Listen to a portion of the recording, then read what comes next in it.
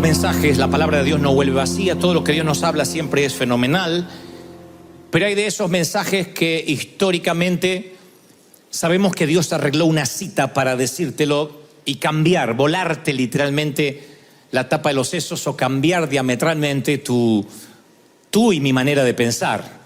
Entonces yo quiero que me prestes atención porque este mensaje particularmente es para aquí, para River Arena.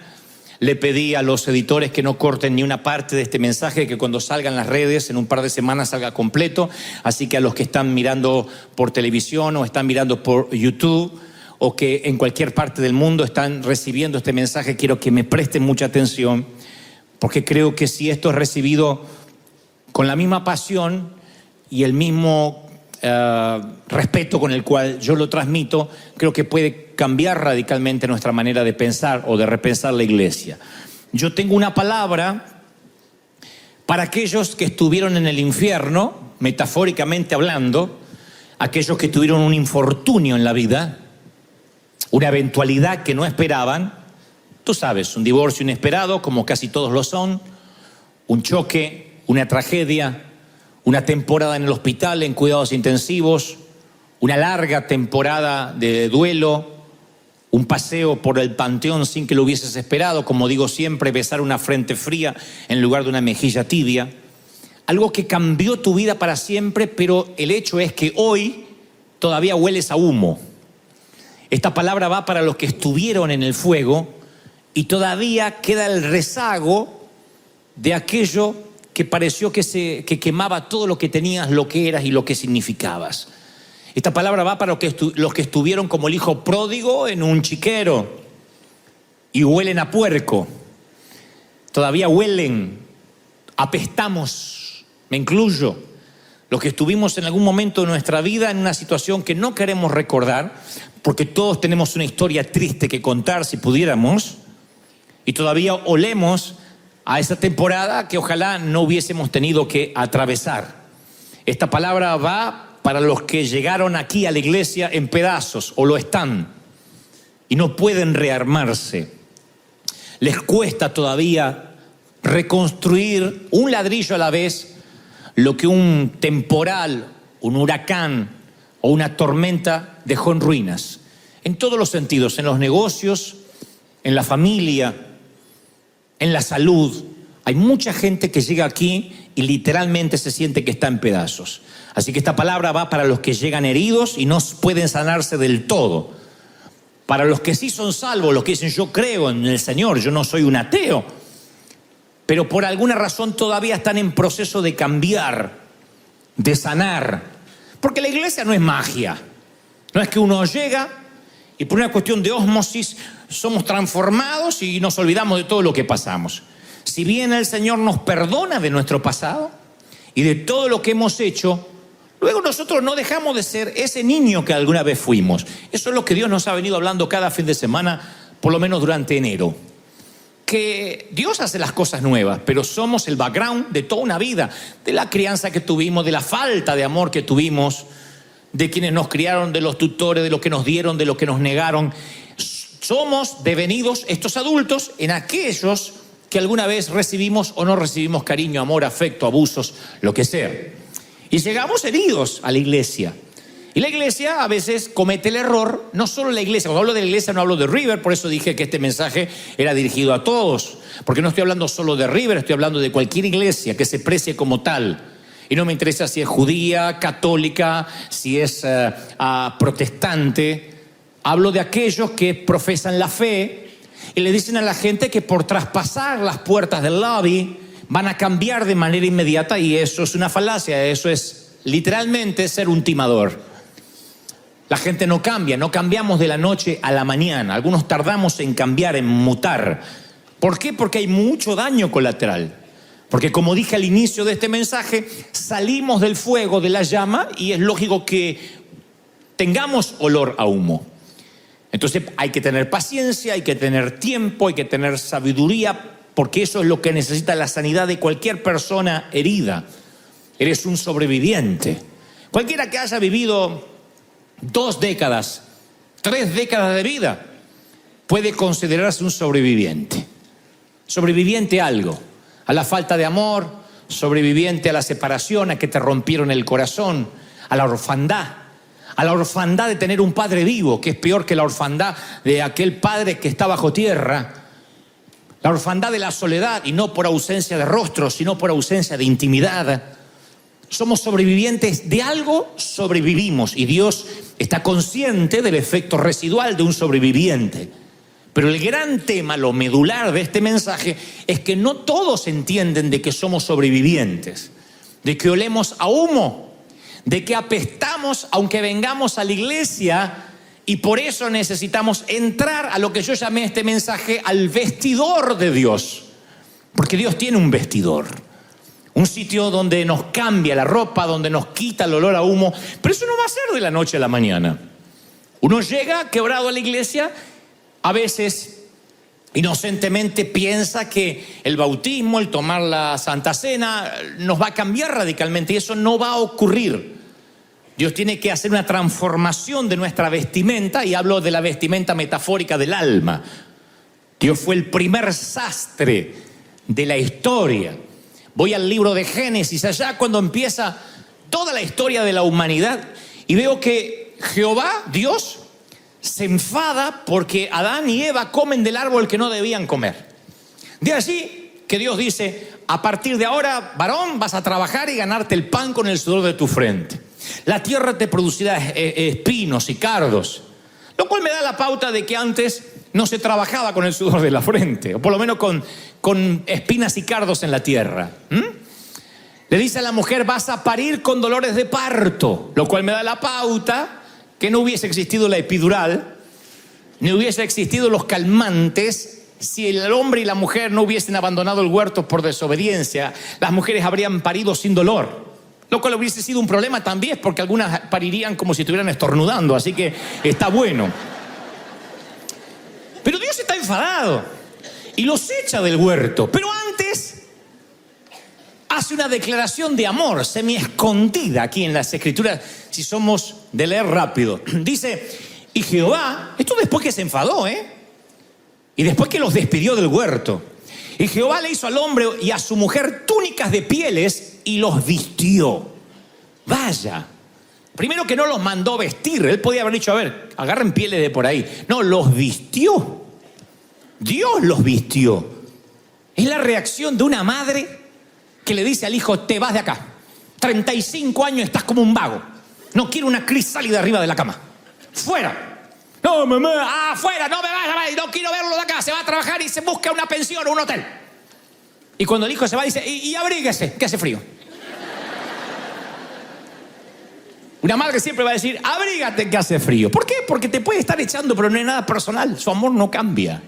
Te está echando de la casa para que te hagas hombre, pero no te deja de amar. Abrígate, que hace frío. Esa es la recomendación de cualquier madre. Yo pienso que hasta los terroristas que dan comunicados así todos tapados debe tener una madre que le dice: abrígate porque hace frío. Porque es la recomendación de una madre que ama, que no quiere que el hijo se enferme, ¿no? Y esa es la recomendación de Dios. Las madres siempre están preocupadas de cómo luzca el hijo, el padre también. Pero las madres son las más detallistas. No sé si ustedes coinciden y tenemos la misma generación de madre, pero siempre digo que la mía decía: mira, límpiate las uñas cuando iba al colegio, porque la maestra ve las uñas. ¿Y cuál es el problema? Si ve las uñas sucias, ella va a pensar: si así tiene las uñas que se ven, ¿cómo tendrá lo que no se ve? Cámbiase el calzón. ¿Por qué? Hoy es miércoles. Cámbiase el calzón. Porque cambiamos los calzones los viernes, porque no teníamos. Cámbiase el calzón. Porque hoy, si la llega a tener un accidente, le tienen que bajar los pantalones. La que pasa vergüenza soy yo. Claro, porque uno representaba al papá y a la mamá. Nos costaba entender eso, pero el padre o la madre se sentía representada en la pulcritud, en la asepsia del hijo. Entonces nos mandaba con esos peinados, lamida de vaca con saliva de madre. Y te paraban los pelos así duros. Deberían vender la saliva de madre en Costco.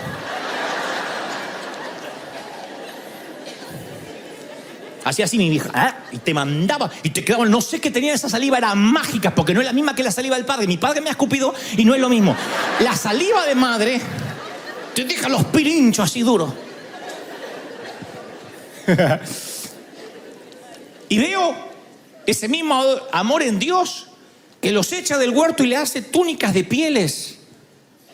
Un Dios interesado en que sus hijos no pasen vergüenza. Apocalipsis 3:18 dice: por tanto, yo te aconsejo que compres oro refinado en fuego para que seas rico, que de mí me compres oro refinado en fuego, dice Dios, y vestiduras blancas para vestirte, de modo que no se descubra la vergüenza de tu desnudez. ¡Qué lindo! Dios interesado en que no pasemos vergüenza, como todo papá. ¿Qué es lo que más nos duele? Que nuestro hijo pase vergüenza. Nos conmueve el alma si nuestro hijo nos dice: me hicieron bullying, o pasé vergüenza, o me oriné, o se me vio mal. Es algo que los padres no podemos resistir, tal vez porque inmediatamente nos retrotraemos a un momento de nuestra niñez vergonzoso. Y sabemos lo que se siente y cómo eso puede marcar y definir la vida de un adulto. Dios dice: yo no quiero que pases vergüenza, que tu vieja vida te defina de ningún modo. Así que la primera reacción del padre es cambiar la ropa. Es lo que hace el padre del hijo pródigo en la parábola por excelencia del maestro. Que cuando el hijo pródigo vuelve de estar en el chiquero comiendo con los cerdos, recuerdan la historia del hijo que una vez le pide la herencia al papá, dilapida toda la herencia y ahora está comiendo con los cerdos y piensa: al fin y al cabo los jornaleros de mi padre comen mejor que yo, que soy el hijo. Voy a regresar y tal vez haya misericordia. Cuando regresa, el padre sale corriendo, lo abraza, y este es el detalle. Él le dice: padre, yo he pecado contra el cielo, contra ti. Yo soy un despadroso. No soy digno de ser llamado tu hijo. Y el padre le dice a los siervos: saquen el mejor vestido y vístanlo. Pónganle calzado en sus pies. Otra vez, el padre del hijo pródigo, que tipifica el amor del Señor, preocupado cómo se está vistiendo el hijo. No le dice: así como estás, siéntate en la mesa. No, vamos a darte un buen vestido. Un Dios que tiene un vestidor, un Dios que es sastre.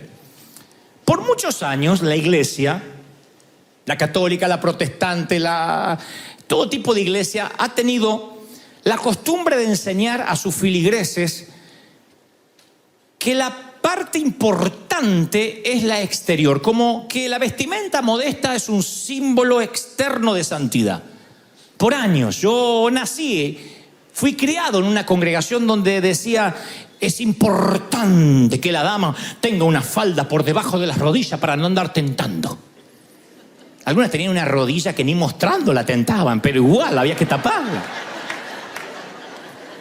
Y es como que nos limitamos a la apariencia externa.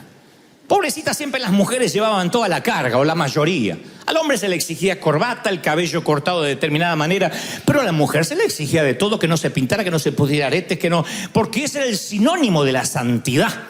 Si estaba vestida decorosamente, era porque era santa. Y no nos importaba tanto que debajo de las sábanas de ese paciente hubiese hemorragias.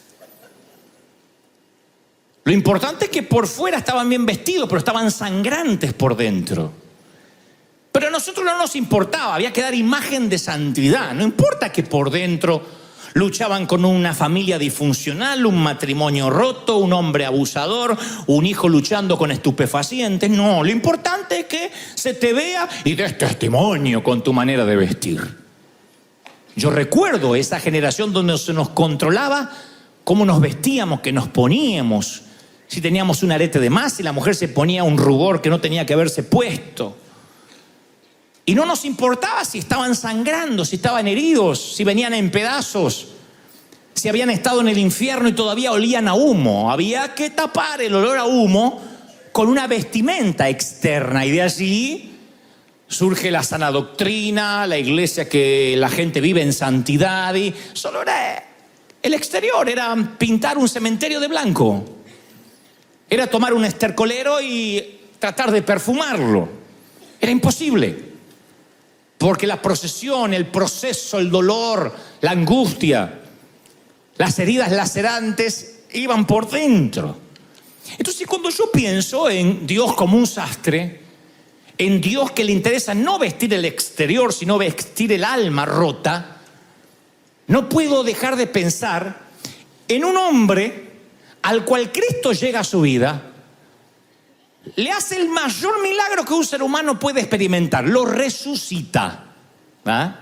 Porque bien podría sanarlo, pero a este lo resucita. El tipo está muerto, lo resucita. Qué mayor milagro que ese.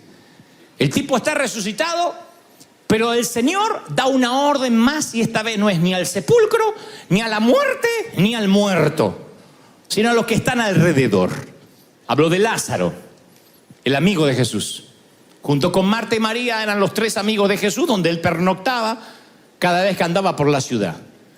Conocen la historia, ¿verdad? Un día Lázaro enferma, unas líneas de fiebre, empeora, Jesús no está cerca para venir a curarlo y Lázaro muere. Jesús deja pasar 4 días, supongo que adrede. Cuando aparecen las hermanas de Lázaro y las amigas de Jesús, le dice: ni te acerques, este hombre hiede, está muerto. Lleva 4 días muerto. Jesús ordena que corran la piedra de la tumba donde estaba su amigo. He escuchado decenas de sermones hablando sobre la importancia de correr la piedra, pero no he escuchado un solo sermón de la importancia de lo que Jesús ordenó después de haber resucitado a su amigo. Las Escrituras dicen que el que había muerto salió. Cuando él dijo: Lázaro, ven forth, sal fuera. El muerto sale, pero envuelto como una momia, porque era el modo aséptico de tratar los cadáveres en el Medio Oriente. Para que dieran el menor olor posible, se lo envolvían en ungüentos y literalmente se le ponían vendas. Los muertos iban con venda al otro barrio. Así que salió atada las manos y los pies con vendas y con el rostro. En el rostro tenía un sudario, era la momia literalmente. Y Jesús da una orden. Es la orden más pasada por alto de la historia: desatadle y dejadle ir. No le está diciendo: Lázaro, desátate, ni vendas, desátense. Le dice a los que están alrededor, los que se suponen están de luto, que lo desaten para que este hombre se pueda ir. O sea, me da la pauta que hay gente que no puede librarse solo de sus vendas. Hay áreas en tu vida en que necesitas a otros para terminar de ser libre. Lázaro fue levantado de la muerte, pero estaba a la mitad de camino de llegar a su hogar. Estaba a merced de las personas que hacían luto por él. Lázaro, ven fuera. Sale fuera, pero luego hay otra orden. Hubo 3 órdenes en realidad. Corran la piedra, Lázaro, ven fuera, desatadle y dejarle ir. La tercera orden es la que la iglesia no puede acatar durante todos estos años.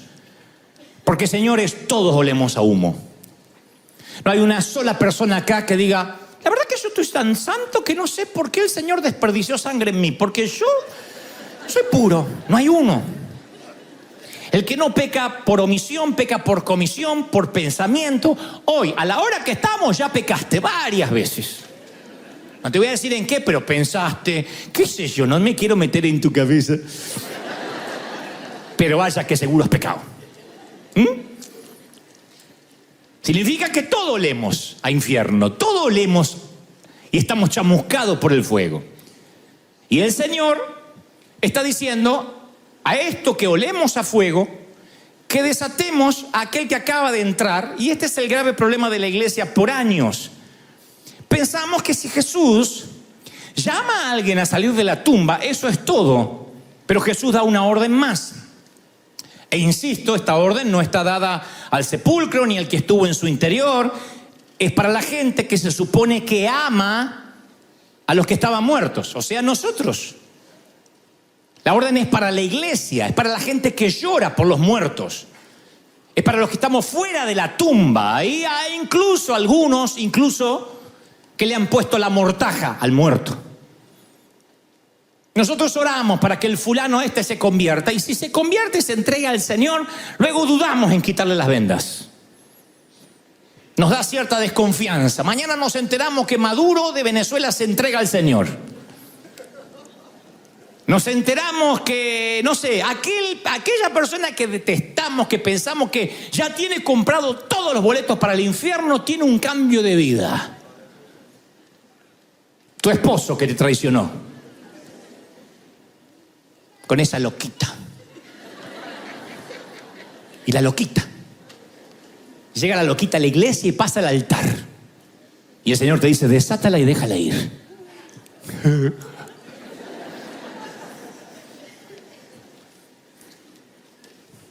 O el pedófilo, o el abusador, o el borracho, o el padre que debió haberte dado esa atención que merecías, o aquel que los abandonó cuando eran unos niños, o aquel que por un desfasaje hormonal eligió las hormonas en lugar de quedarse contigo cuando era una niña. No lo sé. Tú dices, no, está bien que el Señor lo perdone, que lo resucite, pero yo no quitaré esas vendas hediondas. Y le dijeron Marta y María al Señor.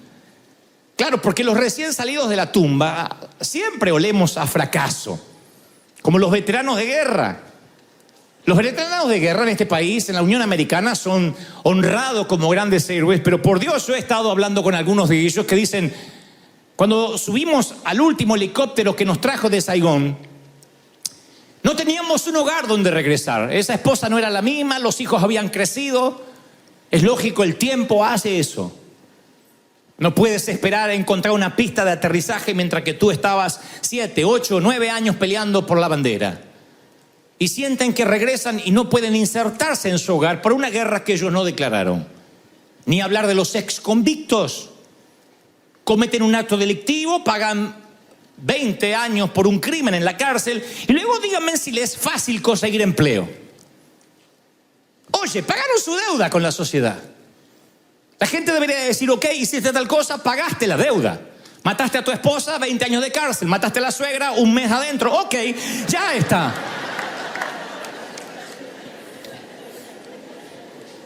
Sé lo que están pensando, ¿por qué le dieron tanto tiempo por matar a la suegra? Pero es así la justicia.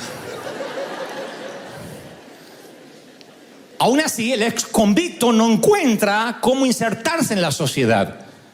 Lo mismo pasa con aquellos que conocemos al Señor y un día nos equivocamos como todos hipócritamente nos equivocamos. Pero ¿qué hacemos nosotros? Si quieres reconciliarte con el Señor, pasa aquí, arregla tu vida. Pero ese reconciliado nunca tendrá la confianza absoluta de quien debe quitar sus vendas. No. Díganme en un solo pastor que haya fallado en su moral y que la gente le dé un voto de confianza otra vez. No existe. El Evangelio de la Gracia, que se jacta en decir que Dios perdona todos los pecados, permite que un arquitecto al que se le desmorona un edificio vuelva a hacer planos. Y también un actor que hizo una mala película o varias. Y ni hablar de un empresario que presenta 38 quiebras como Donald Trump. Vuelve a ser empresario, vuelve a amasar una fortuna y se postula como presidente del país más poderoso del mundo. Pero no un pastor. Un pastor no volverá a tocar jamás el estrado si ha fallado en su matrimonio, si ha tenido hijos en las drogas. ¿Por qué? Porque está bien que Dios lo perdone, pero yo no iré a ese tipo nunca más. Me encanta que hayas resucitado a Lázaro, al Señor, te lo agradezco, pero sabes, yo no tocaré esas vendas hediondas. Así somos. Agradecemos que Él lo haya resucitado, pero no nos gusta involucrarnos. Y si la iglesia no se involucra, Lázaro andará resucitado, pero no podrá caminar. Porque seguimos juzgando de que no nos produce demasiada confianza. Tenemos que aprender a tratar con la causa y no con los síntomas. ¿Qué es un síntoma? Cuando el cuerpo te anuncia y somatizas porque está anunciándote de que hay un dolor en alguna parte. Ese es el síntoma. Y hay médicos, hay galenos que dicen, yo no quiero amortiguar o adormecer o camuflar los síntomas. Yo necesito saber ¿qué es lo que causa el dolor? ¿Qué es lo que infringe el dolor? Si yo inmediatamente apago el síntoma, no sabré cuál es el virus. Hay doctores que dicen, cuando su hijo tiene una línea de fiebre, no corra inmediatamente a darle un medicamento, déjelo que la fiebre suba, de modo que el cuerpo trate de combatir el virus y sepamos de qué se trata esto. En términos espirituales igual. ¿Cuál es el calmante que la iglesia ha ingerido por años? La sana doctrina. El cuidado que nadie tome alcohol de más. Cuidado que aquí venga alguien y confiese que duda de su identidad sexual. Cuidado que aquel venga con el pelo medio verde, porque eso no es de Dios. Una vez me dijo, hermano, ¿cómo tienen ahí trabajando uno con el pelo verde? Y yo le dije, ¿sabe cuántas rubias acá son morenas y no son rubias?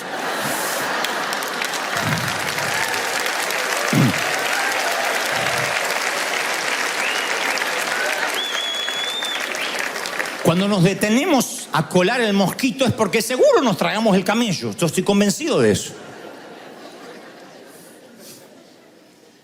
Después, claro, uno quiere tocar en la música, quiere pertenecer al coro, estar con los sugieres. Habrá una línea de trabajo, de vestimenta, como hay en cualquier banco, en cualquier institución. Pero la gente que entra, ¿quiénes somos nosotros para decirle cómo debe oxigenarse o cómo debe acicalarse? Para que Dios lo acepte. Como si todos nosotros hubiésemos sido moneditas de oro cuando llegamos. Seguimos oliendo todavía mal. Entonces, ¿cuál es el origen del dolor? Hay una clara diferencia entre doctrina y otra que es liberación. La iglesia ha estado empeñada en esconder los problemas, disminuyendo los síntomas. Nos avergonzamos de los síntomas. No queremos tratar el problema, queremos tratar con el síntoma. Entonces nos oponemos a que nadie se divorcie. Uy, hay un divorciado y va a tener que arreglar su vida. ¿Hasta qué se divorcia la hija del pastor, por ejemplo? ¿Hasta qué se divorcia el nieto del pastor? Y ahí ya deja de ser un pecador. Ahora tiene cara, ahora es hijo, nieto. Ustedes van a ver qué diferente se ven los drogadictos cuando el drogadicto es el hijo de Doña María a cuando es tu hijo. Ya no es un drogadicto, es un muchacho con problemas. Ayúdeme, por favor. Nunca fue así. Si el problema matrimonial lo tiene otro, seguro es un demonio que les agarró. Si lo tienes tú, estás en crisis. Porque cuando le pones nombre, cara y apellido al problema, hay vínculo. Y cuando hay vínculo, dejamos de tratar con el síntoma. Tenemos que ir a tratar el dolor, la causa. Y esa doble moralidad, cuando queremos legislar moralidad a través del legalismo, es cuando herimos a la gente y las dejamos con las vendas. Y decimos, no, hay que servir a Dios, hay que vestirse bien, no hay que faltar a la iglesia, tienes que comprarte una Biblia grandota, pasa por nuestra librería y cómprate una Biblia. Creemos que con buenas obras vamos a agradar a Dios.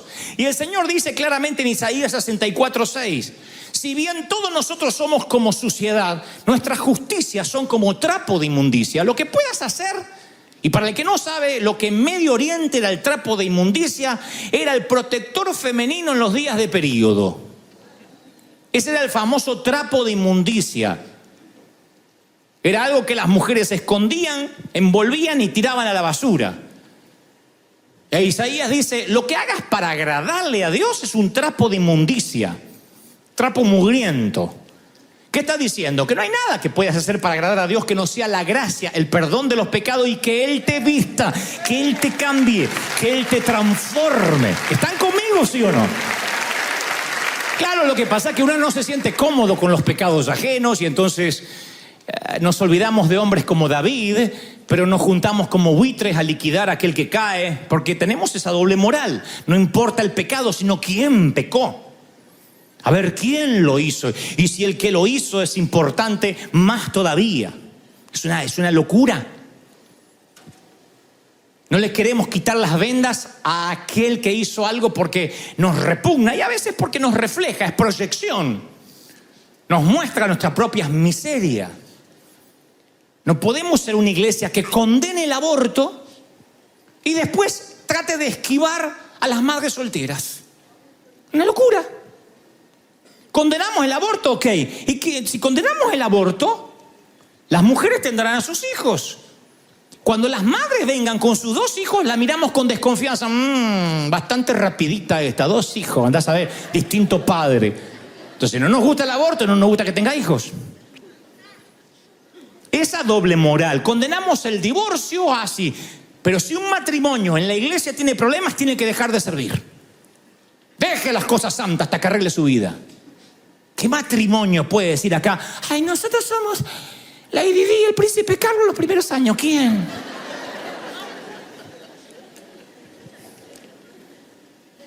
Como dijo una, ni un sí ni un no tenemos. Y claro, si el viejo estaba sordo hace 30 años, no la escuchaba. Pero condenamos el divorcio. Ahora, queremos que sigan juntos, pero si tienen crisis, que no lo vengan a contar, porque si están con Dios no deberían tener crisis. Queremos que venga el homosexual e inmediatamente tenga un cambio de vida. Acá, en el altar, un domingo. Y si no cambia afuera. Y decimos que amamos a los que están muertos en pecado. No estamos dispuestos a esperar semanas, meses, años, que a veces se tardan en desenrollar la mortaja de la tumba. Esas mortajas son las que impiden el reciclaje divino. Pero si nosotros no estamos dispuestos a esperar los cambios, si nosotros esperamos que cambien un santiamén, ¿de qué sirve sacar a un criminal de la cárcel si después no le vamos a dar empleo o lo vamos a mirar con desconfianza? Si lo vamos a discriminar. La gente llega rota. ¿Cómo lo sé? Porque ustedes están rotos, porque yo lo estoy. La gente llega con problemas, llega con crisis en el alma, en el corazón, en la mente. Señor, hiede ya. Y claro, el problema no va a ser perfumado, el problema va a apestar. Y los nuevos convertidos que llegan a la iglesia son un desafío para la iglesia local. Y tenemos que dejarlos ir. La iglesia tiene que aprender a absolver. No sabemos tratar con la sanidad de la gente. Le decimos a la gente, siempre vamos al síntoma. Hermano, confíese en la victoria, basta de llorar. Hay una dama aquí que una tragedia cambió su vida tal como la conocía. Un día ella se va de la casa, su esposo está en la cama, su hijo está jugando. Cuando regresa hay un papelito que dice fuimos a comprar al mercado. Pasan las horas, no llegan y de pronto la llaman del hospital, que cuando sale su esposo con su hijito a comprar algo, un auto pierde el control y los aplasta contra una pared en la vereda. Así que la dama, que conoce al Señor, que es piadosa, que su esposo sirve también al Señor, ahora tiene que hacer 2 funerales. El primero su hijo, que muere en el impacto de 6-7 años, y su esposo a las 48 horas. De estas tragedias pulula la congregación. Aquí podría contarle historias más tristes todavía. No es por morbosidad, pero no daré más detalles. Pero de estas hay decenas. Y esta dama contaba que en su iglesia, no aquí, cuando llegó el pastor le dijo, bueno, basta de llorar, vamos. Ya está con el Señor, su hijo y su esposo. Ahora deje de andar lagrimeando y tome la victoria. ¿Por qué no pierde un hijo él? A ver si le dicen lo mismo. Un herido lo que necesita no son consejos, ni todos los versículos del mundo que te puedas saber de memoria, porque todos lo sabes y ninguno te hace sentido. No hay manera de tirar un puñado de tierra en un ataúd blanco, pequeño así, y que un versículo bíblico te haga sentido. No en ese momento.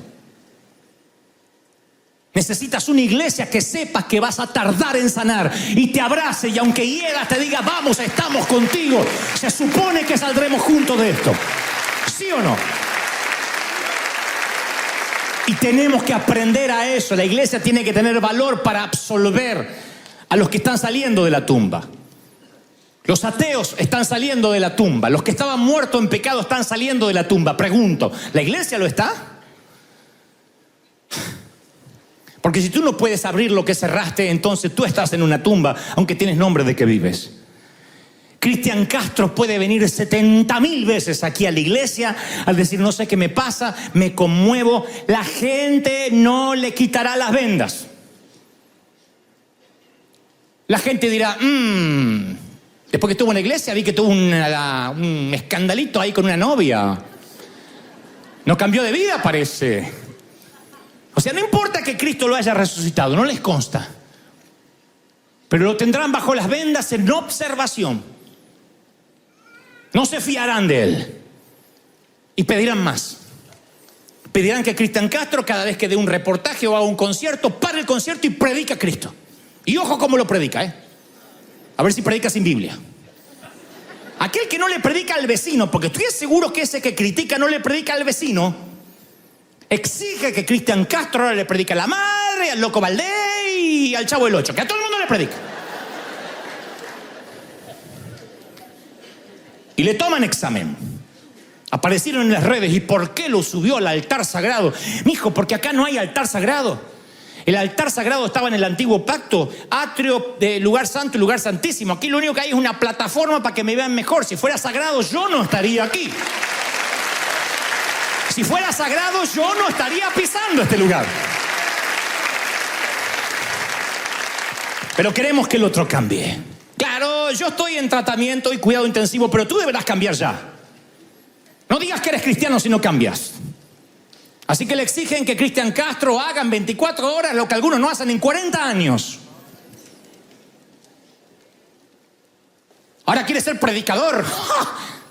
No importa que estuvo muerto y que aunque sea se acercó a la iglesia. No, necesitan que dé fruto, que cambie. Y aún así no lo perdonarán, porque apenas cometan un error dirán, ¿viste? Estaba muerto, por eso no le sacamos las vendas. Si la iglesia no quita las vendas, no habrá liberación de la mente, no habrá liberación de la cautividad. Entonces el que llega a la iglesia y ve ese descreimiento en sí mismo, ve cómo no confían en él, su debilidad aumenta. Dice, ni modo, ¿para qué voy a cambiarse? Igual no me aceptan. Mucha gente me ha dicho, yo he ido a la iglesia y la gente me ha hecho un costado por mi forma de vestir, por mi falda, por lo que pongo en Instagram. Así que ¿para qué voy a cambiar si no me aceptan? Lo único que hace que una persona cambie es el amor. Lo demás es dictadura. Tú no puedes cambiar por la ley a nadie. En los genocidios, cuando asesinaban y humillaban a millones de judíos, los alemanes, los nazis, les quitaban la ropa, el apellido, la dignidad, los flagelaban. Nunca pudieron lograr que los judíos los amaran. No puedes lograr que alguien te ame a efectos del autoritarismo. No puedes. El Señor le hizo cientos de milagros a Israel durante el desierto. No logró ni con maná del cielo, ni abriéndole las aguas, que ese pueblo lo amara. Así que ni los milagros ni la dictadura logra que un pueblo ame a su rey.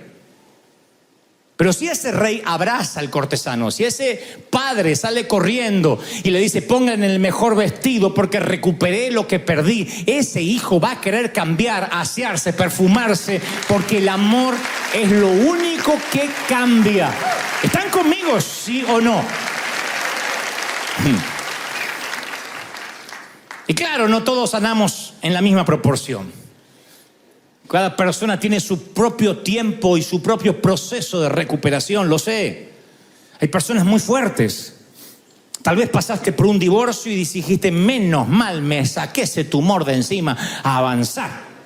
Y otra está destruida y no puede. Pero esta no tiene derecho a decirle a la otra, pero qué flojita, te sacaste también un cáncer. No, porque cada persona es diferente. Tan diferente como el que está a tu izquierda es diferente al que está a tu derecha. Somos diferentes. No todos sanamos, sanan rápido. Y en vez de criticar, uno tiene que ayudar, abrazar, para que pueda recuperarse. Un herido lo único que quiere es saber que tiene derecho a sufrir. Y acá en la iglesia hay derecho a sufrir. Acá puedes venir y decir, estoy mal, necesito que me ayuden. Y no te vamos ni a condenar, ni a decir que te falta gozo, ni que el Señor no te tocó, ni dónde está el poder, porque entendemos que este es un hospital. Y hay gente que con una aspirina se le va el dolor de cabeza y la jaqueca, y otro tendrá que ir a cuidados intensivos con sueros intravenosos y respiración asistida. Eso es un hospital. No todos sanan igual. David con Betsabé pierden un hijo, o están por perder un hijo, se enferma de gravedad y este hijo agoniza por 7 días. David lo tiene en sus brazos, no come, no duerme, ayuna. Y un día David se da cuenta, después de 7 largos días, 7 de una semana atroz, que la gente que trabaja con él está cuchicheando, hablando por lo bajo, y él le dice: ¿acaso mi niño ha muerto y no me lo quieren decir? Y los siervos de David le dicen: sí, señor, sí, majestad, ha muerto tu hijo. Entonces David se levantó de la tierra, se lavó, cambió sus ropas, entró a la casa de Jehová y adoró.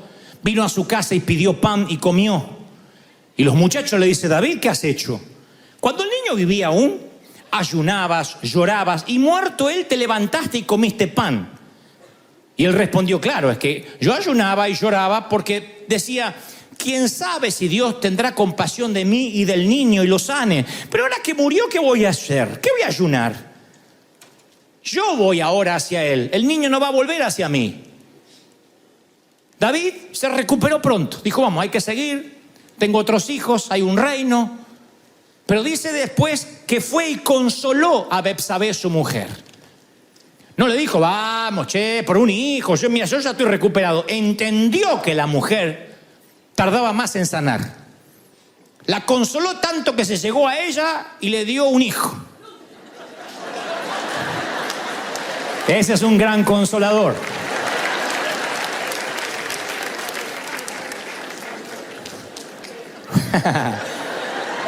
Concibieron a Salomón. No pueden decir que el aleluya no le salió del alma. Ese aleluya estuvo extraordinario. Concibieron a Salomón. Entonces hay gente que tarda más en sanar que otras. Y es una falacia pensar que todos sanamos igual, que todos nos tenemos que reponer igual, porque ahí otra vez volvemos a tratar con el síntoma y no con la causa. Entonces uno tiene que entender que en la iglesia hay gente que parece sana y de la otra. Pero gente sana aquí no hay. Todos tenemos historias tristes que contar, todos hemos pasado por momentos difíciles. Pero solemos juzgar a aquel que viene y decimos: a ver si realmente cambió. ¿Y si no cambia o si tarda qué? Yo no me pondré en el camino de los que quieren llegar a Dios. Tú no quieres interponerte en el camino de los que tratan de llegar a Dios diciendo quién tiene que llegar a Él, a quién debe Dios amar y a quién no. Hay algunos torpes e imbéciles que hacen eso, pero yo nunca lo haré, ni tú tampoco quieres hacerlo. Interponerse en el camino de los que quieren llegar a Él es lo peor que puedes hacer. Nunca vi al Señor en su ministerio de 3 años en la tierra enfadado, hasta que unos mercaderes en el templo decían: si quieren llegar a traer una ofrenda a Dios, entonces deben cambiar las monedas aquí o no llegarán. Y el Señor, como una tromba, saca un látigo y da vuelta a las mesas. Él no tenía problema con que vendieran cosas ahí o hicieran cambio. El problema es que muchos volvían a sus casas frustrados sin poder llevar su ofrenda a donde la tenían que llegar. ¿Quieres ver enfadado a Dios? ¿Quieres ver a Dios con un látigo? Interponte en el camino de los que quieren llegar a Él. Y yo no me interpondré en su camino. Yo no diré que aquella hermana con la falda por acá es más santa que Cristian Castro con sus despadres. Yo no seré quien lo juzgue. Porque no sé, este es famoso y la otra no. Ese es el detalle. Pero siempre estamos mirando el exterior. A veces me llegan papelitos: hermano, una hermana se le ve la rodilla. Levante la vista, mijo, tan mal te hace una rodilla, tan hambriento estás que una rodilla te hace pecar.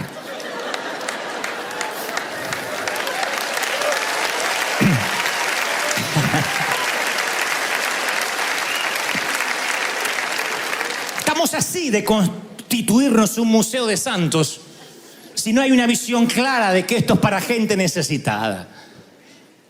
No somos quienes para discriminar vestimentas, formas, maneras. ¡Oh, no! El día que el Señor me diga: mira, mi evangelio ahora será para unos pocos, te diré quiénes califican. Yo cambiaría el evangelio con todo placer, pero no he encontrado una sola porción, no he encontrado siquiera un episodio donde Dios diga: yo voy a restringir el acceso a quienes deben oír el mensaje de resurrección. Lo que sí encuentro es una orden. No es una sugerencia, no está sujeto a debate, no es un consejo, es una orden. Desatadle y déjale ir. Mi pregunta es si la iglesia está desatando de las mortajas a los que llegan. Por eso hay tanta sanidad interior en la iglesia. Por eso durante todos los domingos de enero Dios nos habló que las heridas tapadas no curan bien. Que de nada sirve poner un apósito donde hay que operar quirúrgicamente, porque sabes, si tú te sanas, nunca permitirás que la mortaja te defina. La gente es cruel. ¿Cómo lo sé? Soy gente. Y la gente, si te ve con una mortaja, te mandará de regreso a la tumba aunque estés de pie. La gente te ve con vendas y te mandará de regreso a donde pertenece. La gente no quiere ensuciar sus manos con las almas de los hombres. La iglesia no quiere revolver basura. De allí temas seculares, temas cristianos. Ropa cristiana, ropa secular. Canales cristianos, canales seculares. Todo en secreto, miran el Super Bowl, todos miran la rodilla de la otra. Pero hay un muro antes que el de Trump. Secular y sagrado. Y entonces nos vamos un ratito del lado de la pared sagrada y nos sentimos bien, pero miramos que hay para allá. Porque así de doble moral tenemos. Y cuando vemos a alguien con una mortaja, la mandamos de vuelta, la divorciada, el separado, el huérfano. Algo habrá hecho, cuídate de esta. Come maridos. Y esas tiras, de esas vendas que te cuelgan, a veces son tan difíciles como la misma muerte que las han producido. Por eso el Señor es un sastre y está tan interesado en que cambies, para que tu mente se ajuste a la sanidad. Uno tiene que cambiar su manera de... Cuando hablo de vestir, no hablo del exterior, claro, está claro, sino de cambiar el corazón, que no te defina ni tu pasado ni lo que has hecho. El gozo del creyente es su salvación. El cambio del corazón reanima al muerto, pero la renovación de la muerte es quitarse la mortaja de la mente. La renovación de la mente es quitarse la mortaja. Cuando te quitas la mortaja, ahí renuevas la mente. Esa es la cautividad mental. Yo puedo predicarle a un montón de pastores y les digo, ustedes están cautivos en la mente. Y ellos no se darán por aludidos, pero esperarán milagros tales como un paralítico que camine, un ciego que ve, una suegra que sea buena, pero no creerán en la libertad de la mente. Le decían al Señor, haz milagros, vamos, transforma el agua en vino como hiciste allá en Caná. El Señor dice, no, yo no soy Copperfield ni un mago callejero de Las Vegas. Ustedes están ciegos, pobres y desnudos. Están cautivos. ¿Qué hicieron? Lo mismo que hicieron hoy. Lo mismo que hacen hoy.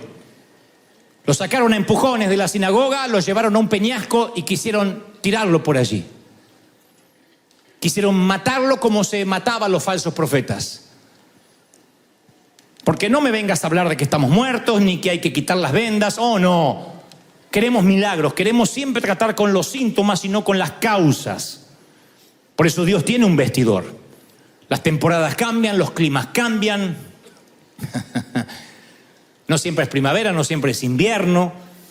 Y tienes el derecho a cambiarte de ropa si la que te confeccionaron para el hombre que eras ya no pega con el hombre que eres hoy. No permitas que la religión te ponga una ropa que no te queda. Y Josué estaba vestido de vestiduras viles, dice Zacarías. Y estaba delante de él un ángel, y habló el ángel y mandó a los que estaban delante de él, quitarle esas vestiduras inmundas. Y a él le dijo, mira que he quitado de ti tu pecado y te he hecho vestir ropas de gala. Díganme si esto no es maravilloso. Díganme si no merece una celebración al Rey de Reyes. ¿Sí o no? Te ha vestido de ropas de gala. ¡Qué maravilloso!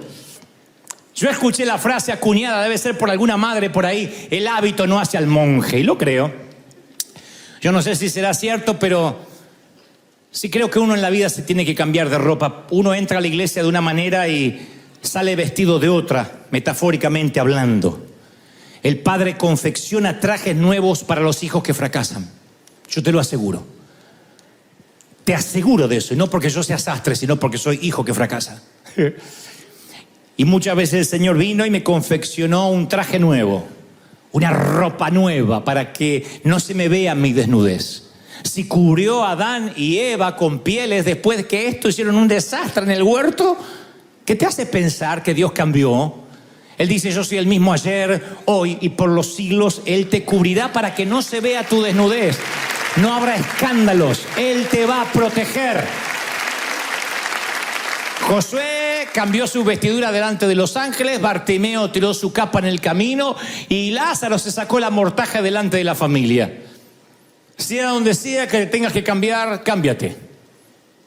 No permitas que la iglesia diga cómo tú debes lucir, cómo debes hablar. Me molesta aquellas personas que le hacen repetir a la gente todo. Todo el mundo tiene que saludar igual. Si dices buenos días, desconfían porque no dijo paz del Señor. A mí me molesta eso.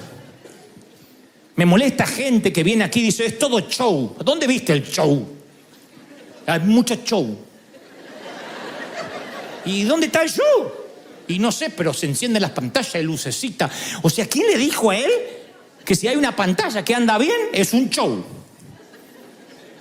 Esa mente cautiva es la que está mirando siempre cómo colar el mosquito mientras que se traga el camello.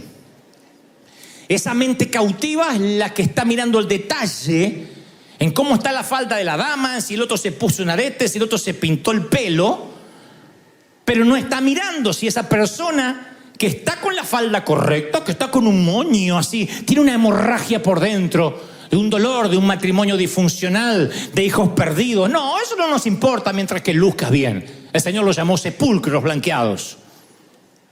El Señor dijo, es como pintar un cementerio por fuera. Lo que hay dentro está pútrido, aunque por fuera parezca una mansión de gala. Más claro, vasos sucios por dentro y limpios e impolutos por fuera. Siempre el Señor midió a la gente al revés de cómo medimos nosotros. En los colegios prefieren al niño más listo que al lento. A la hora de los deportes prefieren al atlético que al gordito que se mueve torpemente y que apenas puede correr una milla. Cuando llega la hora de emplear a alguien, siempre eligen el escote y las buenas piernas por encima de la gordita que estudió y tiene títulos universitarios. El mundo no ha cambiado mucho. Y en las iglesias siguen prefiriendo a los que diezman y a los que tienen un buen auto porque significa que Dios los bendice. Yo he escuchado eso. ¿No se imaginan cómo Dios bendice a este hombre? Maneja un Mercedes. Por Dios, la lepra maneja un Mercedes. El suicidio y el fracaso andan en Porsche. Que alguien me demuestre que no hay suicidios en Beverly Hills y entonces creeré que Dios mira al exterior. ¿Qué hay en la cima que los asusta tanto que hoy levantan un Oscar y luego se ahorcan con un cinturón? Lo mismo que hay debajo de un puente para el indigente: desazón, desesperanza, frustración. Y pasan los años y pasan los siglos y seguimos midiendo a la gente por cómo luce. Y el Señor dice, yo quiero traer un avivamiento, un revival de la calle Broadway. Los voy a traer, van a venir saltando, habrá que quitarle las vendas. Vas a ensuciarte las manos para quitar las vendas, los vamos a hacer libres. Vamos a hacer que caminen o los tendremos en observación. Gran pregunta, ¿o no creceremos? Siempre me imaginé a Lázaro saltando, siempre. Porque cuando leo que estaba atado de pies y de manos, él saltó así. No dijo, vénganme a buscar. Estate 4 días muerto y sabrás lo que te digo. Tú sales como sales, hiedas como hiedas, tú sales. Te corren la piedra y tú sales. Tú sales. Lázaro, ven fuera. Lazarus, come forth. ¡Fuera! Y todos mirando. Y todos, ¡oh!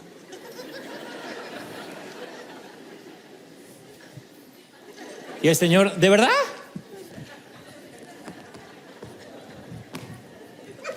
¿No lo van a desatar? No, hay que esperar una semanita. Por ahí está semi muerto. Desátenlo y déjenlo ir. Es la orden de la iglesia a la iglesia. Y diré esto a River, se lo diré a los que miran ahora a través de las cámaras, a través de YouTube. Por eso he pedido que no corten este mensaje, aunque lo escuche Cristian Castro.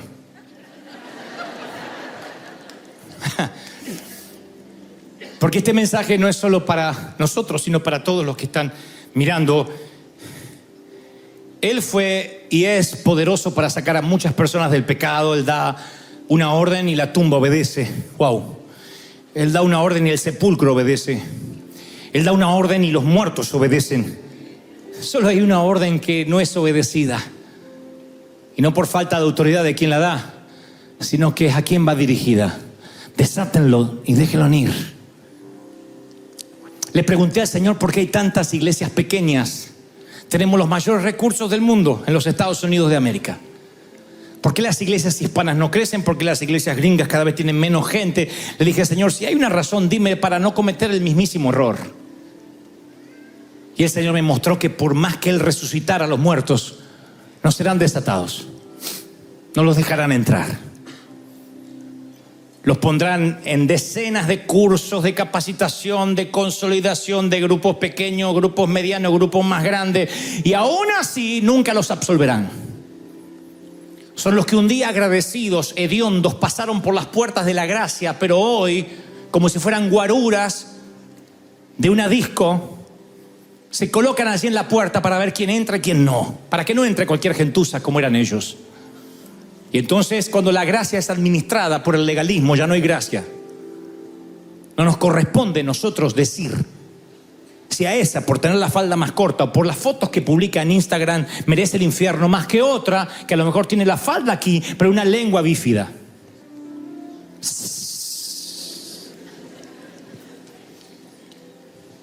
Yo no sé cómo mide Dios, pero tan solo si yo redactara las leyes de la Biblia, yo no pondría al homicida en la misma lista que el chismoso.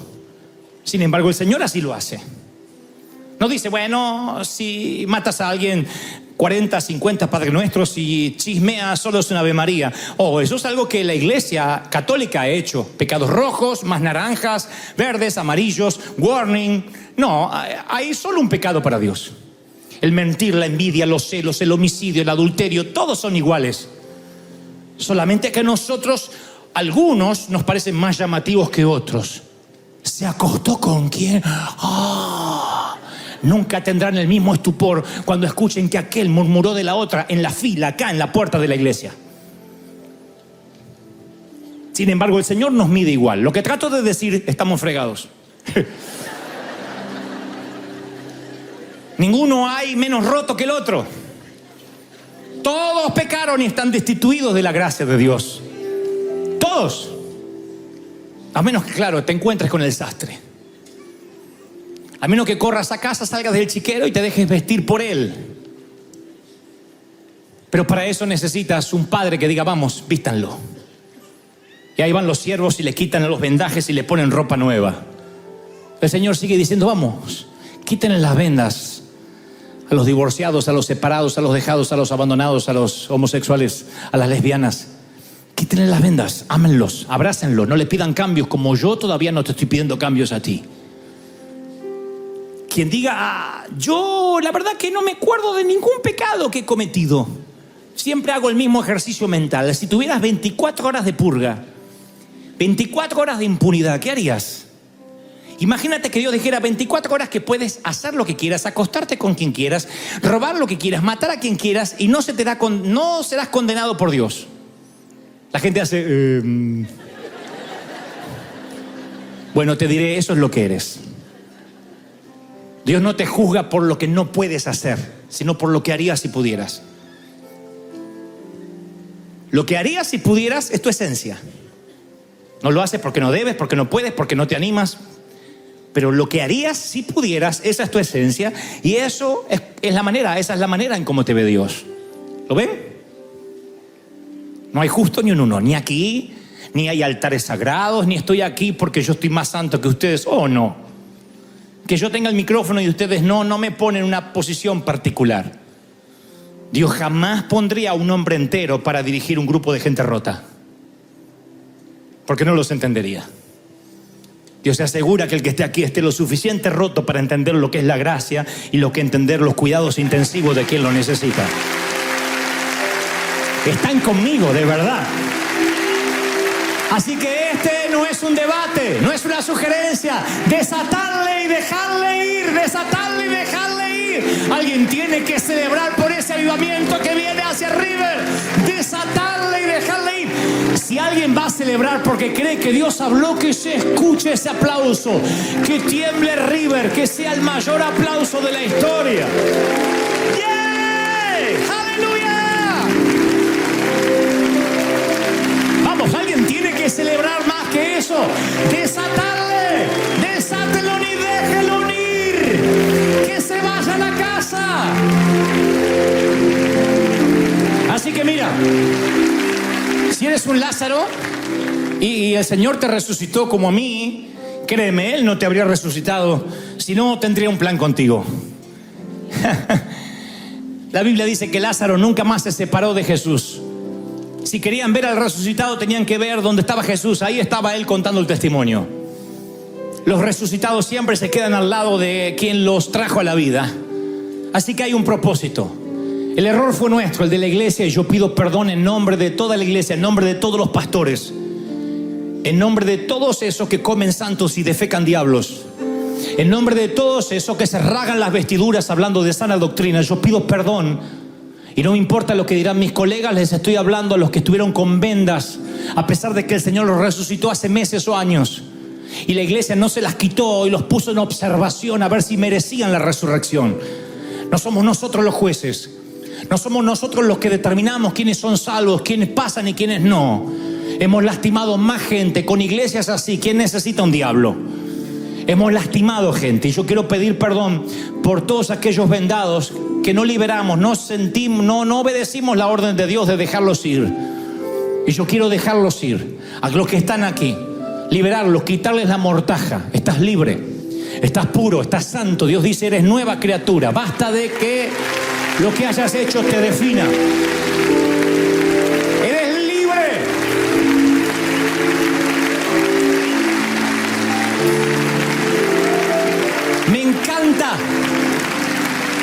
Me encanta que cuando seguían a Jesús, nunca le dijeron, Señor, yo ya soy de las asambleas de Dios, ya tengo la sana doctrina, solo querían estar con Él. Me encanta que venga un judío como este conductor de televisión, Julián Weich, y diga, me siento bien de ser católico, apostólico, judío romántico. Cristian Castro se falla atrás y dice, ¿tú crees, Dante, que ya soy católico? No sé qué eres Castro seguro, pero Dios te tocó. Me encanta que no tengan claro qué les pasó. Porque si tienen demasiado claro en qué se convirtieron, a qué accedieron, es porque seguramente entraron a un club. Pero cuando Dios toca, tú no sabes lo que eras y lo que eres. Tú estás confundido, saltando. Lo único que sabes es que estabas muerto y que ahora estás vivo. Y la gente te tiene que desatar. Y cuando te desatas, tienes nueva vida. Alguien tiene que decir amén. ¡Yeah!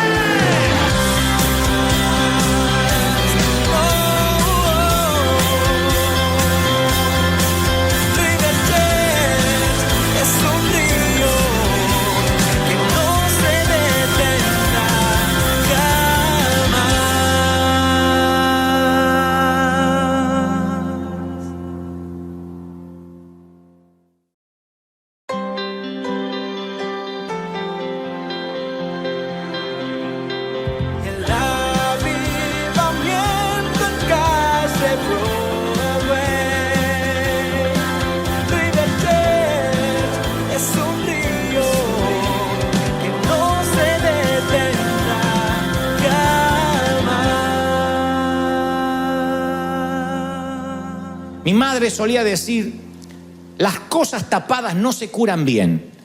Y eso tenía que ver como que cuando en el patio del recreo del colegio yo me lastimaba una rodilla o me raspaba, inmediatamente iba a enfermería y pedía una curita, un apósito. Y cuando venía, lo primero que mamá hacía era sacar la curita. Ponía alcohol y decía, déjala al aire libre. No, al aire libre no. Sí, porque nada de lo que está tapado se cura bien. Así le titulé a este mensaje. Las cosas tapadas no se curan bien. Lo que tapamos no se cura. Lo que se mete debajo del tapete sigue siendo mugre debajo del tapete. No sé si hay gente acá que guarda cosas debajo de la cama y cree que no están. Están ahí. Hay zapatos, hay cosas. Capaz que el abuelo que estás buscando está ahí. Siguen siendo cosas debajo de la cama. Sigue siendo mugre debajo del tapete y sigue siendo herida debajo del apósito. Mamá decía, nada de lo que se tapa se cura.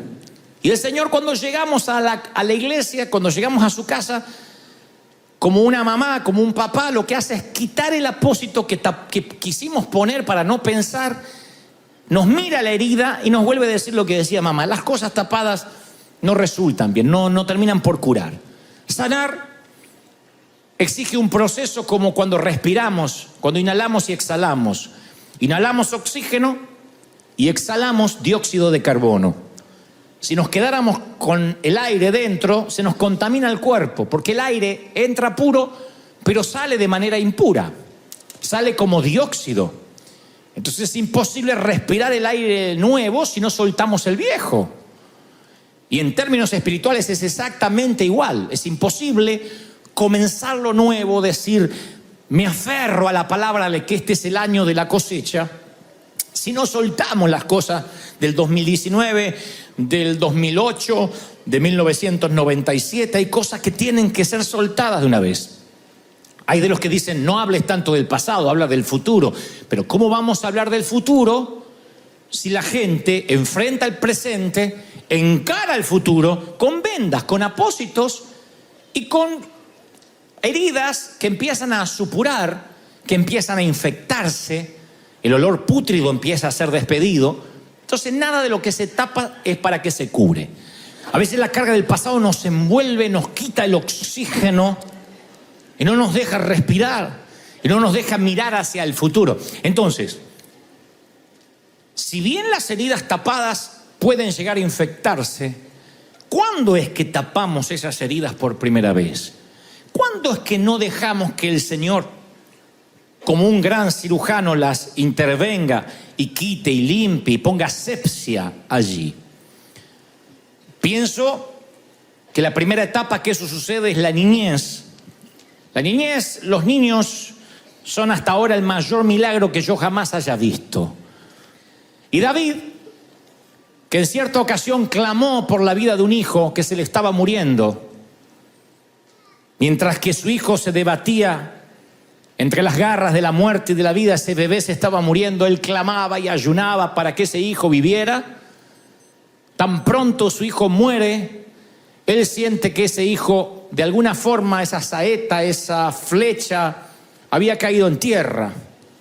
No había podido lanzarla a los aires, aunque el niño obviamente se había ido a la eternidad. Y él escribe con mucho dolor, he aquí, herencia de Jehová son los hijos, Salmo 127:3. Cosa de estima el fruto del vientre, pero son como flechas, como saetas en manos del valiente. ¿Por qué David compararía a los hijos con flechas? Tal vez porque se deba al potencial que ellos tienen y que nosotros como padres los podemos lanzar, los podemos guiar. No podemos decirnos dónde ir, pero podemos guiarlos, darles el primer impulso. Somos responsables de tensar el arco que acelere sus logros, que acelere su bienestar emocional. Los ponemos allí y lanzamos a los hijos. Y hay aquí gente que les tensaron el arco de alguna forma. Les dijeron, vamos para allá. Ve a ese país que te va a ir mejor. Estudia, prepárate.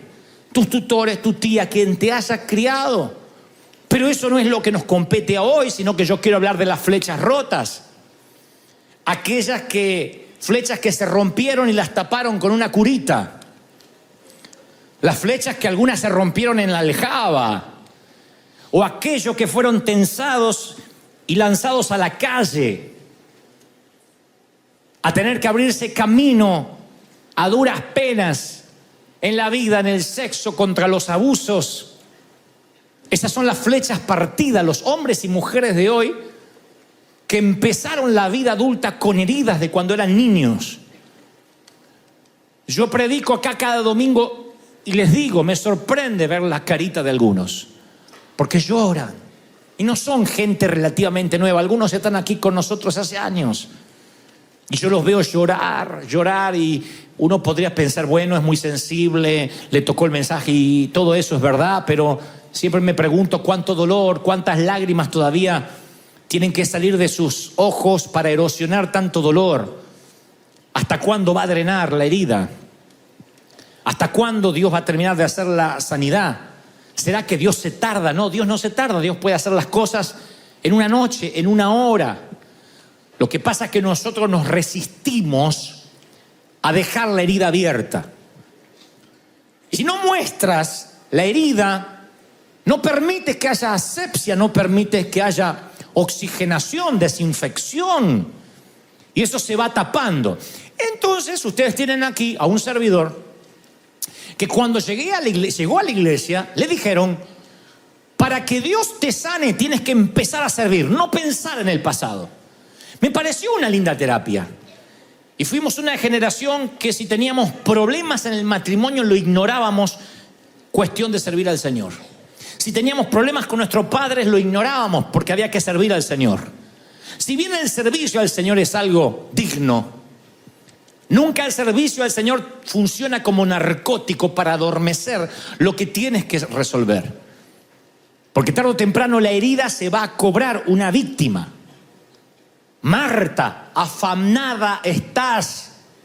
Le dice el Señor a Marta cuando ve que la preocupación que tenía la hermana de Lázaro era que los vasos estén limpios, que el centro de mesa estuviese en su lugar, que la pizza no se le pasara. María dijo al cuerno con el centro de mesa y la pizza. ¿Cuántas veces voy a tener a Jesús en casa? Y se le tiró a los pies. Y Marta dice, esta vaga, ¿qué hace? Tirada a los pies del Señor. Sin embargo, el Señor dice que lo que hace María es lo que debería estar haciendo Marta. Marta encuentra identidad haciendo, María encuentra identidad estando. Estar con Él significa tener tiempo para orar, para meditar. Cuando los discípulos veían que se estaban hundiendo en alta mar, apelan a la compasión de Jesús. Le dicen, ¿no ves? ¿No te importa que muramos? No retan su poder, retan su compasión. Sin compasión no hay milagros. Y cuando nosotros no tenemos compasión, no podemos ver a la gente rota. De hecho, hasta no permitimos que alguien entre en nuestra tormenta. Nos cerramos. No dejamos que alguien nos ayude. No queremos revolver. Tenemos temor de abrir nuestro corazón, depositar confianza y que nos vuelvan a fallar. Y entonces levantamos paredes para que no nos vuelvan a herir. Y a Jesús sí le importa. A Él le interesa meterse en tu tormenta y decir, calla, enmudece. Porque Él se compadece, Él no quiere que mueras. Y al ver las multitudes tuvo compasión y sanó a los que estaban enfermos. Mateo 14:14. Marcos 1:41 dice, y Jesús teniendo misericordia de él, extendió la mano y con compasión le dijo, quiero, sé limpio. Podemos levantar la iglesia más poderosa en cuanto a luces, pantallas, si la gente rota, herida, no siente compasión, no siente una voz de compasión, solo va a encontrar religión. Y la religión mata, la religión es el opio de los pueblos. La religión siempre mata la relación para con Dios. Y Dios no quiere religión, quiere relación. Y sanarte. Ya te aclaro que algunos se sanan rápido y otros tardan semanas, ¿o no? Visita un hospital. Hay algunos que están en la sala de emergencias por boberías y otros están por cosas más serias. Y a veces, como el Señor nos habló hace un par de semanas, hay que liberar la cama rápido para los más críticos. No podemos adueñarnos de la cama. Les conté una vez que hace muchos años atrás fuimos a un viaje a la costa argentina. Todo el viaje de la costa argentina, allá del Océano Atlántico hasta Buenos Aires, yo iba manejando y me daba el sol de frente y el sol me iba pegando acá en una camiseta en B que yo tenía. Y el brazo. Llegué a Buenos Aires a la noche. Tenía acá un triángulo rojo, así. pero diabólico, rojo como ese bolso, así. Me había quemado hasta el intestino desde acá. Así que fuimos volando al hospital de emergencia. No aguantaba más, no aguantaba. ¡Ah! Gritaba. Entonces llego al hospital, así, con el bracito y acá. Y cuando estamos ahí en la emergencia, pasa una camilla con uno recién balaceado por la policía. Venía con los intestinos así. ¡Ah! Y pasaba con los intestinos. Y yo, ¿qué pasó? ¿Qué pasó? Y dice, no, es un delincuente, estaba asaltando, lo agarró la policía, lo tiroteó y vino para acá. Venía hasta esposado a la camilla. Venía otro así, ¡ah! ¿Qué le pasó? Le había explotado no sé qué en la mano y traía en hielo parte de la mano. Y dice, ¿y usted qué le pasa? Yo tengo un triangulito de la...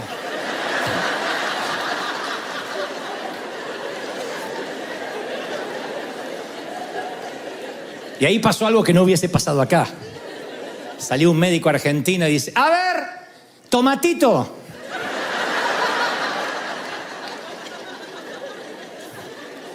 Anda, ponete una cremita en tu casa, correte, pibe. No, es que me quemo.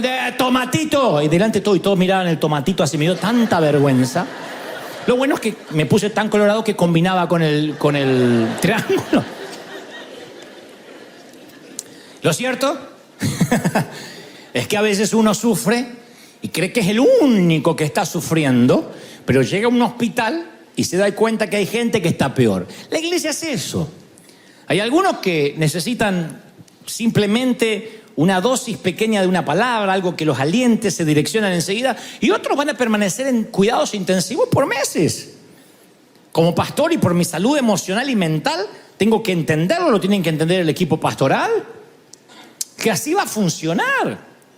Que de eso se trata, que la gente no se sana de inmediato de la noche a la mañana. Y que esas heridas pueden ser la de un tomatito o pueden ser la de algo más grave, de tener intestinos saliéndose. Y yo creo que hay muchos aquí que fueron niños que quedaron en un fuego cruzado en algún momento en la vida. Quedaron en el fuego cruzado cuando eran adolescentes, de familias disfuncionales de violencia de género. Por eso yo decía en el primer servicio, e insisto con esto, yo bendigo y celebro a los que trabajan en escuelas públicas, porque están tocando niños que son los que van a construir el futuro, son la generación de relevo, y a veces lo único que puedes hacer es tocarlos, como hizo Jesús, y tocó y los bendijo, dijo, déjenlos venir a mí. A veces no puedes aconsejarlo, no puedes mandarle una visitadora social, a veces lo único que puedes tocar es la cabecita de un niño. Nunca subestimes el tocar la cabecita de un niño. O decirle a un niño, campeón, ¿cómo va? Princesa. ¿No saben cómo sana eso a una niña que ya está preocupada por su cuerpo? Preocupada porque no nació en el hogar que quisiera nacer. No saben cómo sana a un niño, campeón. Yo recuerdo mi tío, que además era mi padrino, el hermano de mi madre, se llamaba Tito, o le decían Tito, claro. Él tenía en su casa una habitación llena de muñecos y muñecas de porcelana, muy caros. Mamá decía, se mira y no se toca, no podía ni respirar encima de esos muñecos. Eran muñecas bastante fantasmagóricas, por cierto, gigantonas. Todas habían comido gluten. Y recuerdo que en un momento yo me metí en esa habitación, porque era el único entretenimiento de ir a la casa del tío. Me metí en la habitación prohibida. No sé qué hice, un mal movimiento y dos muñecas de arriba hicieron ¡paf! Y volaron ojos, oreja, pierna. Un ojo hizo y yo quedé así. Eso era mi 9/11, yo quedé paralizado. Entró el tío. En silencio, levantó, juntó los ojos, la oreja, la pierna, puso las dos muñecas rotas en su lugar y me dio un abrazo. Yo me sentí amado. Y luego me hizo así en la cabeza, cuando era la época donde no importaba que me despeinara. Y me hizo así.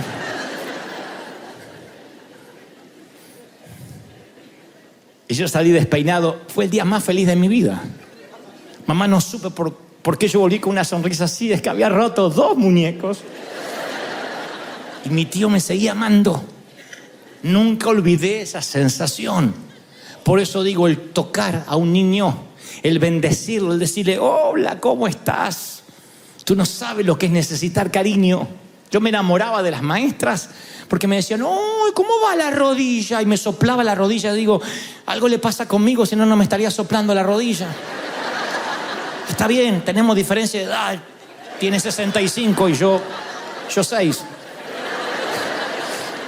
Pero yo sentía que le importaba. Porque de alguna manera era una flecha rota. Me había quebrado en la aljaba. Porque cuando necesité el abrazo de mi mamá no podía por el cáncer. Entonces ya en la aljaba yo ya estaba quebrado. Y después, cuando me tensaron en el arco, yo sabía que no iba a poder llegar muy lejos a menos que la intervención divina estuviese allí. Y el Señor empezó a tratar con esas heridas. Si no, yo no estaría hoy inspirándote. No estaría hoy transmitiéndote lo que Dios me dijo que te transmita. Tú no puedes pedirle a un león herido que se ponga a saltar. Ningún animal herido va a jugar. Así tampoco le puedes pedir a una congregación que dé gritos de júbilo, que cante, que toque el shofar, que se ponga a danzar, porque si sufre es infeliz. Y las personas que sufren no tienen felicidad. Y ha llegado el momento de permitir que la gente que sufre encuentre un lugar. Y a veces no necesita consejos, pero siempre nos ponemos a aconsejar y a señalar. Y cuando uno señala y cuando uno aconseja, siempre hay alguien que está lastimado y dice, a mí de esos consejos ya me dieron un montón, no me recomienden un libro. Yo quiero que me den un abrazo, yo quiero que me amen. Mi tío no me dijo cómo comportarme con los muñecos, que no entre más, no me dio una reprimenda, me abrazó.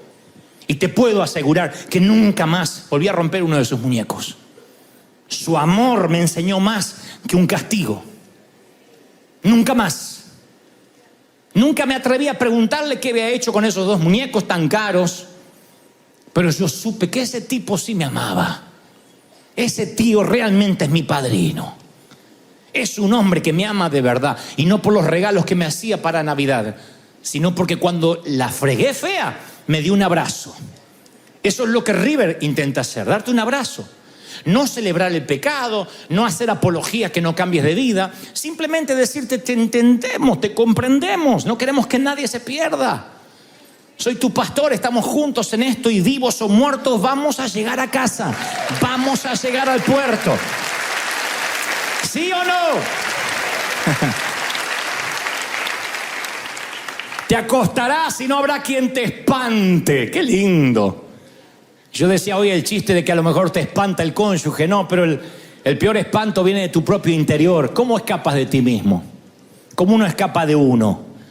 A veces hay fantasmas que no te dejan descansar. Entonces nunca tienes la sensación de gozo, de paz interior.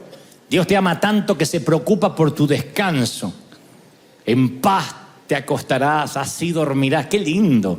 Te haré descansar en delicados pastos. Dios es el único que se ocupa de tu descanso. Porque Dios junta las flechas rotas. Dios sabe dónde nacemos.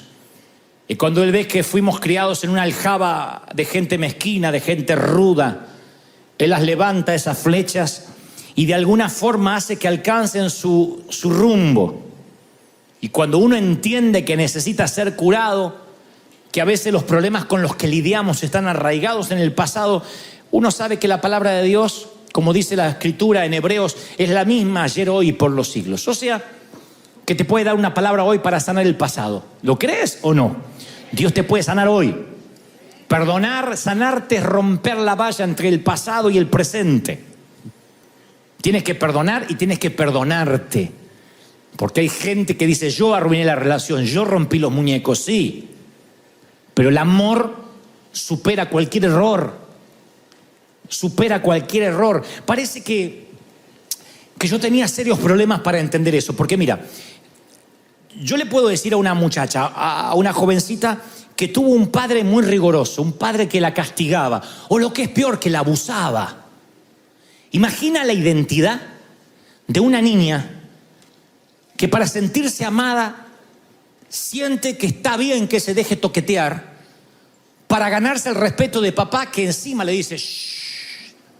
Se llena de silencios, de abusos, y esa niña así es como se relacionó con su papá o con el esposo de la mamá o de alguien muy cercano a ella. Ella dice, para que me quieran tengo que dejar que hagan tal cosa, que no las entiendo bien, pero tengo que dejar, y ya me dijo que esto queda entre nosotros. Esa mujer crece para cuando se da cuenta que le robaron la inocencia, ya es una adulta. ¿Cómo cree que va a ver a la pareja, al hombre y a Dios y a los pastores? Ella va a tener la idea de que todo hombre, si se acerca a ella, es porque ella va a tener que entregar algo, y eso incluye a Dios. Entonces, su punto de referencia está fuera de foco. Yo digo, Dios te ama, te abraza, no importa que hayas roto muñecos. Y ella dice, no. Nunca conocí a alguien que no me pidiera nada a cambio. Ya su foco está distorsionado. La pasamos por las aguas del bautismo, le damos la Santa Cena y la ponemos a trabajar. Aún así su foco está distorsionado. Por eso las iglesias legalistas crecen. Por un tiempo crecen mucho. Porque la gente necesita ver a un Dios recto, castigador, como ese padre, como esa madre. La gente está aterrorizada. Tiene miedo de faltar a la iglesia, pero no por fallarle a Dios o porque su relación se va a dañar, sino porque me van a descubrir, me van a echar, me van a excomulgar, me van a disciplinar.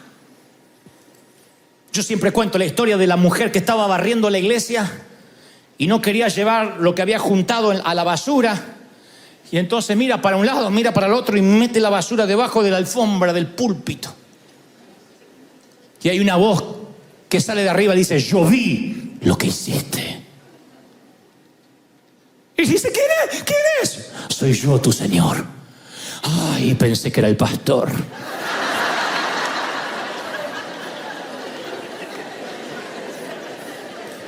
Y a veces el temor a fallar al ritual, a la religión, es más grande que el estar fallándole a Dios.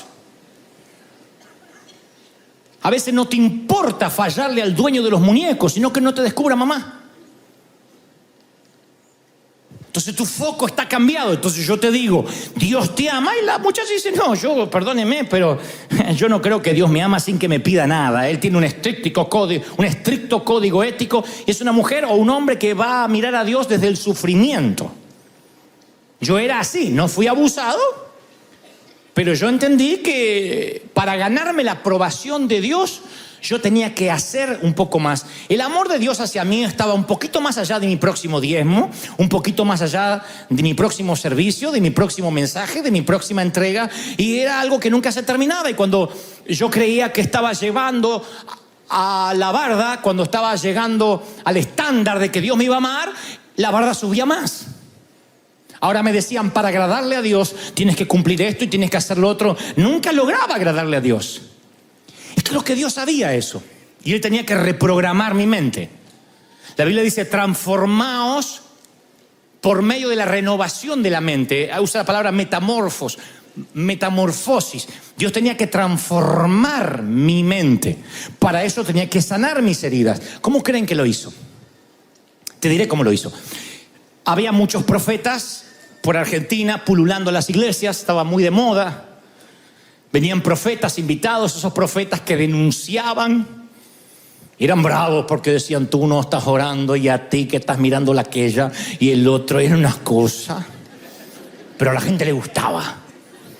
Esos profetas que venían, dicen, no me voy a callar y voy a decir lo que Dios me pasen al altar. Y pasabas con miedo porque decía, aunque sea la última vez que me congregué, pasabas al frente.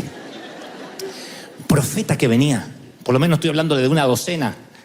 Hablaban a uno, le decían fecha, lugar al otro, y a mí me decía, hey, flaquito, ay, cómo te ama el Señor, te ama.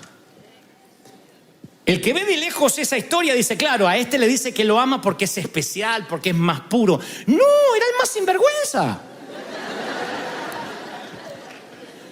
En un campamento una vez un pastor predicó las 5 abominaciones contra Dios. Las 5 abominaciones por las cuales perderás la salvación. De las 5 ya había probado 4 yo. No le voy a decir cuál porque no le importa a nadie.